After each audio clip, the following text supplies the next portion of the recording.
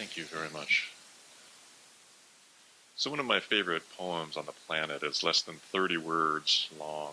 It's written by a Polish woman who served as a nurse during the Warsaw Uprising during World War II. The poem's called There Is a Light in Me by Anna Swear. Whether in daytime or in nighttime, I always carry inside a light. In the middle of noise and turmoil, I carry silence. Always, I carry light and silence.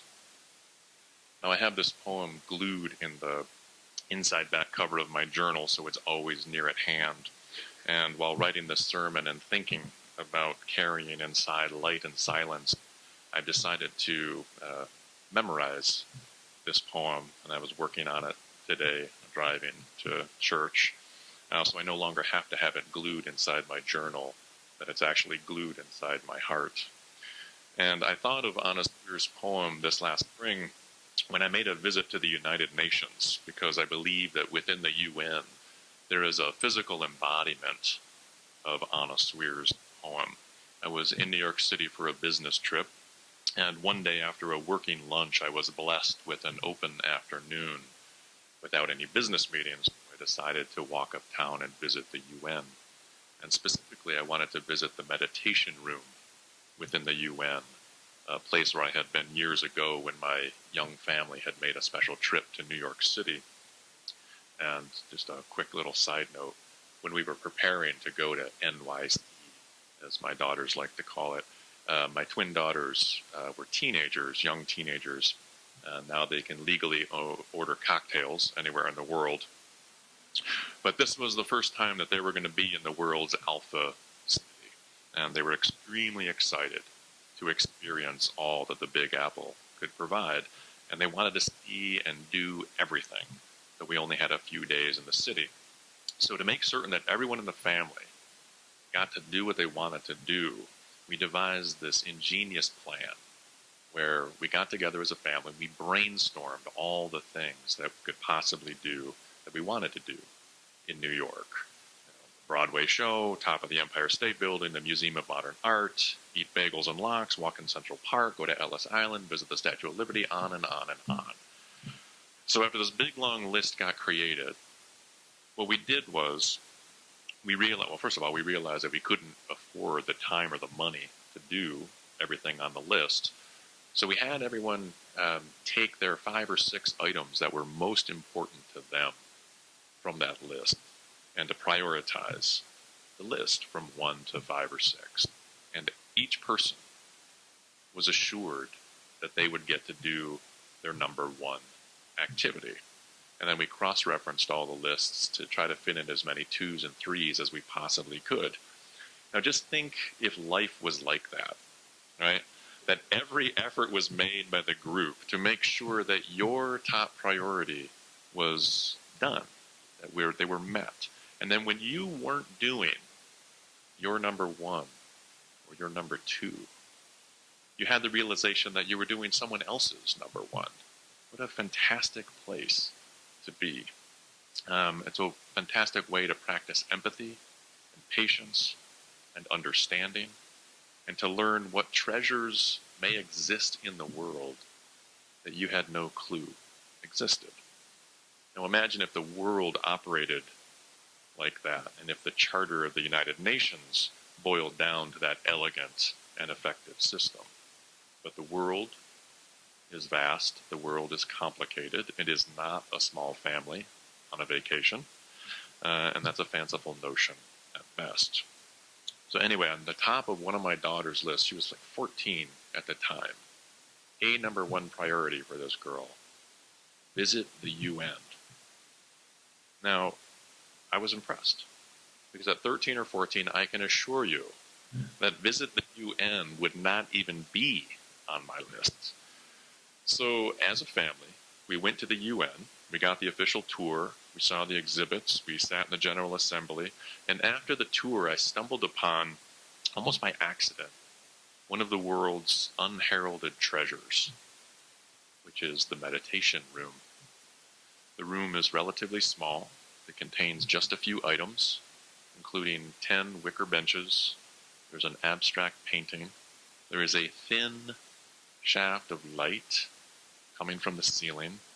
And then in the middle of the room, there is this unignorable 7-ton block of black iron. It is the kind of massive presence that creates its own gravitational field. It is the definition of presence and solidity and this grand scale stillness. Now it turns out that every detail of this room was overseen by the famous UN Secretary General Dag Hammarskjöld, who wrote the following about the meditation room. This reading's a touch longer than what I usually do in a sermon, but I can't figure out a way to take anything out. Everything is essential. It begins, "We all have within us a stillness surrounded by silence." Now, if that isn't an echo of this morning's poem, I don't know what is. This house, which is what Hammarskjöld called the UN, this house, dedicated to work and debate and the service of peace, should have one room dedicated to silence in the outward sense and stillness in the inner sense. It has been the aim to create in this small room a place where the doors may be open to the infinite lands of thought and prayer. People of many faiths will meet here, and for that reason none of the symbols which we are accustomed in our meditations could be used. However, there are simple things which speak to us all with the same language. We've sought for such things, and we believe that we found them in the shaft of light striking the shimmering surface of solid rock.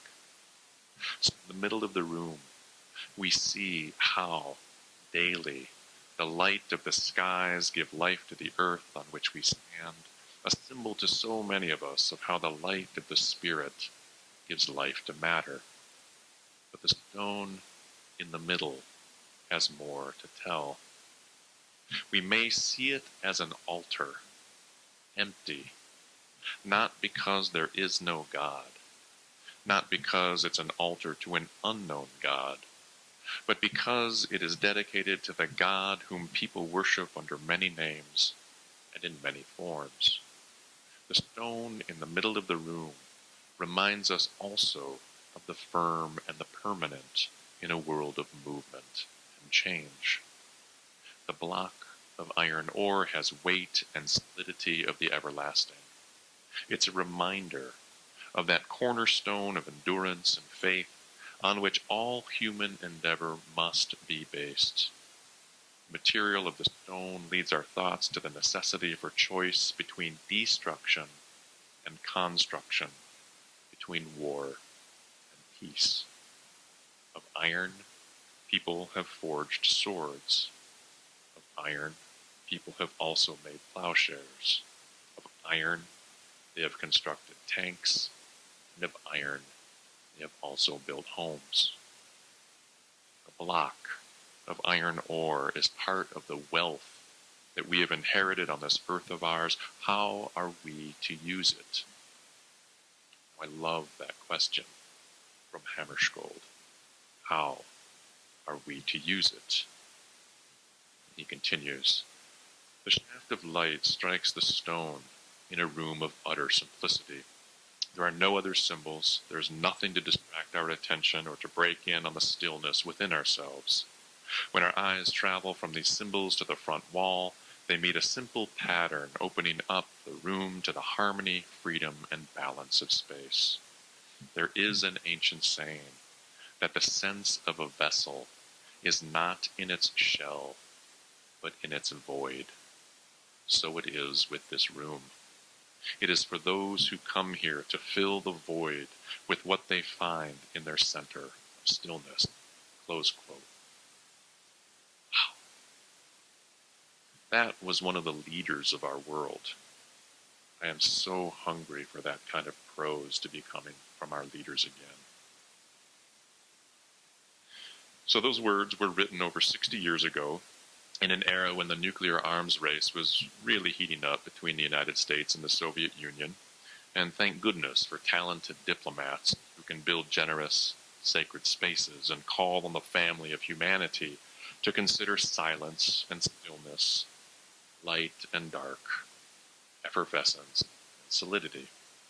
And when the God whom people worship under many names and in many forms, including, I trust, those people who believe in no God. And in the shaft of light, what they see is E equals mc squared.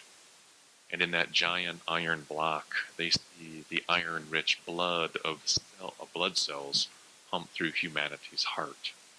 So I was very moved to be inside the United Nations, in the midst of the world's alpha city, less than 4 miles from ground zero. There was a small room dedicated to silence and stillness, with the expressed intention of having visitors experience the useful void at the center of stillness, the useful void at the center of stillness. Now, Hammarskjöld made mention of an ancient saying that makes mention of that void, and it actually comes from the Tao Te Ching, verse 11. 30 spokes converge on a hub, but it's the emptiness that makes a wheel work. Pots are fashioned from clay, but it's the hollow that makes a pot work. Windows and doors are carved for a house, but it's the spaces that make a house work. Existence makes something useful. Non-existence makes it work. Now, at this point, inside the meditation room, what I choose to do is just close my eyes and take a really deep breath, and you are welcome to join me.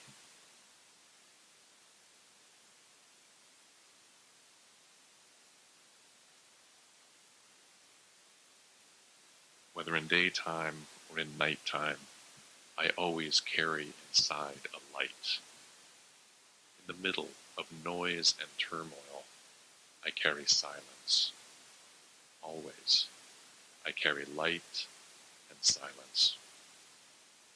Now, in some profound way, the meditation room at the UN, for me, has become a sacred UU holy site. It is the embodiment of Anna Sweer's final line, always I carry light and silence, the light of a single beam from above, the silence of 7 tons of iron ore. So after the family visit to the meditation room, years go by. Okay? My daughters grow up, they go off to college, and the one who wanted to visit the UN as a teenager applied to become an intern at an organization called the UNO. I realize that's a lot of U's in a row there. But it's the Unitarian Universalist United Nations office. And she just finished up her summer internship. She has some very strong opinions about the experience. And I'm proud to say that our denomination actually has an organization that advocates for human rights at the United Nations with this mission statement, quote, the Unitarian Universalist United Nations office promotes the goal of world community with peace, liberty, and justice for all, as reflected in the UN Charter. Through targeted education, advocacy, and outreach, we engage Unitarian Universalists in support of international cooperation and the work of the UN. Now, my daughter, who grew up on the Olympic Peninsula, 3,000 miles away from the UN, decided that her internship would focus on LGBTQ advocacy. She confronted homophobia, severe homophobia, firsthand while studying abroad. And it was especially stinging because her sister had come out as a lesbian. And in fact, my daughter, who's come out, called home, and she was so excited because her girlfriend professed verbally love to my daughter. Ugh. And my daughter professed her love to her girlfriend. A big day. So happy. But consider that my daughter's love interest in a certain kind of human being could lead to arrest and imprisonment in more than 60 countries around the world. My daughter, who was raised a UU, who in her senior year of college is a strong woman by any measure, would be worthy of arrest and imprisonment in over 6 countries because she is drawn to reach out and touch, in love and in tenderness, another woman. We are living in 2018. It is 75 years after the Warsaw Uprising. Now at this point, I need to close my eyes and take a really deep breath. And you're welcome to join me.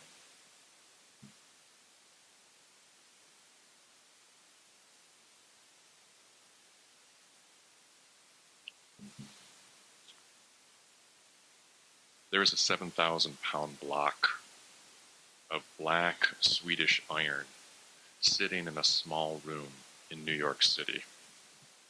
It has been in that room for over 60 years. It is there right now, at this moment, with light pooled on its surface, not waiting for anything, though ready for everything. And so in the spring of 2018, I handed over my ID. I got photographed, I removed my belt, I emptied my pockets, I passed through metal detectors to walk to the meditation room and sit on a small wicker bench. I faced a block of iron and a thin shaft of light. I closed my eyes, I took those breaths, I thought of Anna Swear, how she was captured by Nazis, and waited for her execution. Now, fortunately, the poet was not executed and lived to create art that traveled across languages, across decades, across an ocean to find listeners. Hear now these words, whether in daytime or in nighttime, I always carry inside a light. In the middle of noise and turmoil, I carry silence. Always, I carry light and silence. Now the lesson of a block of black Swedish iron mined from the top of the world and sitting in the exact spot for 60 years is to sit and listen and gaze. That thin beam of light weighs nothing. A block of iron is pure density. So there I am, sitting on that small wicker chair when muffled sounds of the UN hubbub sort of sift through the walls, and yet there I am, sitting in my silence, all alone. Frankly, I'm surprised that I'm all alone, because this is a city teeming with 8 million people inside a building dedicated to world peace, but I'm sitting, enjoying it, all alone. The black iron, the thin beam of light, an abstract painting, and then behind me, I hear the door open. Then I hear it close. I hear some activity behind me. I look across and a man throws a glance in my direction and then recedes back into the passageway. I continue staring at the iron, the light, in silence. Then I hear it. In the rustlings behind me, I hear the soft murmurings of a voice. This holy place of silence and stillness is being desecrated, I think to myself. And then I realize, this man's actually praying. I sit in the wicker chair, and I stare in my silence, while a Muslim man kneels to whisper his prayers to his God. He's practicing his religion, respectfully trying not to encroach on my practice of silence. He faces towards Mecca. I face the iron and the light. And while I'm not proud of this, I find myself annoyed. This man is breaking the silence intended by Hammarskjöld with specific prayers to a specific God inside a room dedicated to universal silence and stillness. And now, upon reflection, I become annoyed that I'm annoyed. And then I recall Hammarskjöld's question, how are we to use it? How are we to use it? The it being the iron. So I sit and I stare at the how are we to use it iron, with the soft prayers being prayed behind me, prayers that are as weightless as that light beam on the iron. Then 3 more men enter. They enter the larger room now where I'm sitting, and they take off their shoes. From their briefcases, they remove small prayer rugs and they unfurl them. And I just decide to leave, more to avoid my annoyance than to honor their desire to pray in peace. I evacuate the space to allow these devout Muslims their space to pray within the confines of the United Nations. And I stand outside the meditation room, waiting for my turn to re-enter. And I read Hammarskjöld's statement, which I read earlier, these words: "It has been the aim to create in this small room a place where the doors might be open to the infinite lands of thought and prayer." Now, the infinite lands of thought and prayer are vast indeed. These suited bureaucrats, they meet the earth with bended knees to pray their prayers and to practice their religion. Who am I to expect strict adherence to my version of silence and my improvised worship at some universal altar of iron and light? They found a patch of peace and quiet in the world's alpha city to practice their religion and honor their God. When they left, I re-entered. The altar of iron and light welcomed me back and told me with exquisite stillness, always I carry light and silence. Amen.